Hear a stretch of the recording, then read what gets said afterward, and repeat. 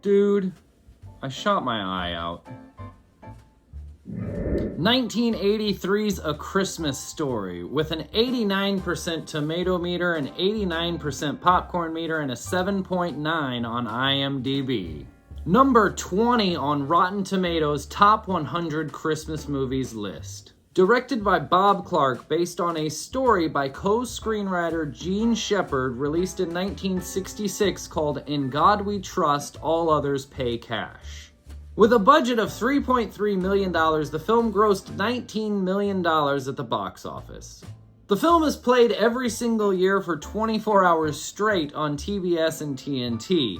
That tradition started in 1997, however, the branding of 24 Hours of A Christmas Story wasn't branded until 2004. Not that you need it, I'm sure you've watched the movie, but I've got a short review coming up at the end of this video, right after our top 10 interesting facts about A Christmas Story. Interesting fact number 10, screenwriter and author of the story the film is based on, Gene Shepard, is the narrator of the movie. However, he also has a small cameo in the movie. He is the guy standing in line to see Santa that says, "No, the line starts back there." That's Gene Shepard. Interesting fact number 9, Ralphie's report on what he wants for Christmas that he turns into Miss Shields misspells the word Christmas. He missed the R, and Miss Shields messed it as well, as it's not circled in her grading process. Interesting fact number 8, the electric sex leg lamp, when taken out of the Fragile box, it doesn't have a power cord. Interesting fact number 7, the flagpole frozen tongue scene was done by a small vacuum and a small little tube and a hole through the pole. Interesting fact number 6, when Ralphie is fighting off Black Bart and his gang with his Red Ryder BB gun, he is spitting chewing tobacco, and it was actually real tobacco. Bob Clark, the director, gave him real tobacco. Peter Billingsley later said it made him a little bit dizzy and it burned his lips. Oh, to be a director in the 80s. Are you kidding me? They gave a 12-year-old real tobacco. Interesting fact number 5, the film was released a week before Thanksgiving and was pulled from most theaters by the time Christmas rolled around. Interesting fact number 4, in 2004, the house featured in the film was auctioned off on eBay for $150,000. It is now preserved for visitation with a museum right across the street. Every year they auction off a 2-night stay at the house during Christmas time, and that money goes to the cause of preserving the house. Interesting fact number 3, 12-year-old Peter Billingsley actually said the queen mother of all dirty words, fuck, when filming the scene where he says, "Oh, fudge." He said fuck over and over and over for each take so that they could get the lips to look right for an actual fuck, even though they knew they were going to overdub fudge over the top of it. Again, directing in the 80s. Here, 12-year-old, here's some chewing tobacco. Now go say fuck 20 times.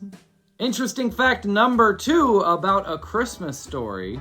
Actress Melinda Dillon, playing Ralphie's mom, was given a different script from everyone else during the final scene of the movie in the Chinese restaurant. So all of her reactions are genuine. That was the intention of Bob Clark. He didn't let her know that there was going to be a duck. So her seeing the duck, her seeing the duck head, her seeing them chop the duck head off was all genuine because she had no idea any of that was coming. And interesting fact number 1 about A Christmas Story. It is truly a timeless classic. And I don't mean that it was released in the 80s and we're still watching it 12 times every single year. I mean, it has no time. The calendar on the wall in the kitchen has December 1st listed as a Friday, which happened in the year 1939. The Orphan Annie decoder pin featured in the film was actually a 1940 model, and the Bears-Packers game that Ralphie's mom mentions in the kitchen would have happened in 1941. So it's kind of timeless, but it's definitely in the 40s era. I love this movie. From the Higbee's store to the cutaway scene of him being a hero and fighting off Black Bart, To the narration of the double and triple dog dare you, like, this is a great movie.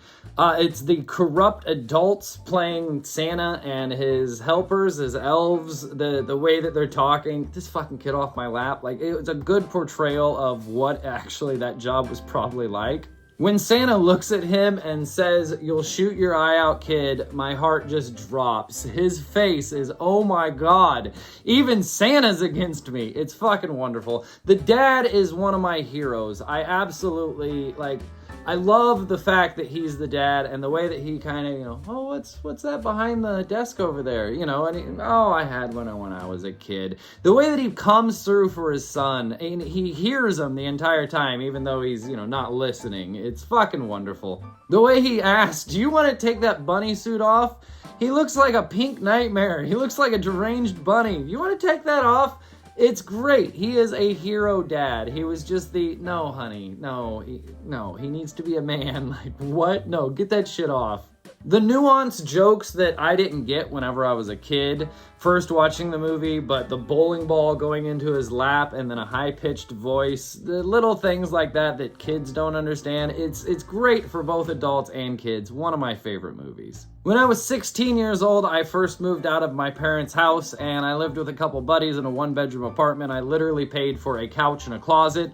And the guy who rented the bedroom and paid the most for the rent, he came home one year. He was like, "We got a leg lamp." I'm like, "What? That's awesome." It was this tall, but it was a replica of the leg lamp. That was up in our window all Christmas for everyone to see. I mean, yeah, it was only this tall, but I absolutely loved that thing. I would love to have a life-size leg lamp. The dad character, an interesting little bonus fact, was actually like Jack Nicholson wanted to that role. His wage at the time was way too much. They couldn't afford to offer him the part, but he wanted to play that part. And I am very glad that Jack Nicholson did not take that part. When I see these characters, I only know them from this movie. It's not like Jack Nicholson, I'd be staring at it going, "Yeah, but you're also the psycho in Shining," and, you know, all these other movies. With this, that dad is that dad. It's the only thing I know him in. I'm giving this film a 10 out of 10 on the must-watch meter. If you've somehow gone your life not watching this film, you have to immediately. That would give it a 10 out of 10 on a My Jam meter. And for our rewatchability calendar schedule, I'm going to say once a year, easily. Christmas, that's when you watch this movie. That's the one thing I miss about having cable and internet is I would watch TBS for probably 3 or 4 runnings of A Christmas Story every single Christmas. I would watch it up all Christmas Day and then watch it up to the point at 8 p.m. where it switched to The Wizard of Oz. Why is The Wizard of Oz a Christmas movie? I don't know, but it is now thanks to Ted Turner. I watch both of those movies every single Christmas. I have a physical copy of it, however, it is in terrible shape, so do me a favor so I can buy a new release of A Christmas Story. Hit the subscribe button right there, and I hope to see you next time. Merry Christmas, everyone! Watch this movie. It's fucking fantastic. One of my favorites and definitely a once-a-year Christmas treat that I watch every single year. Merry Christmas and have a Happy New Year.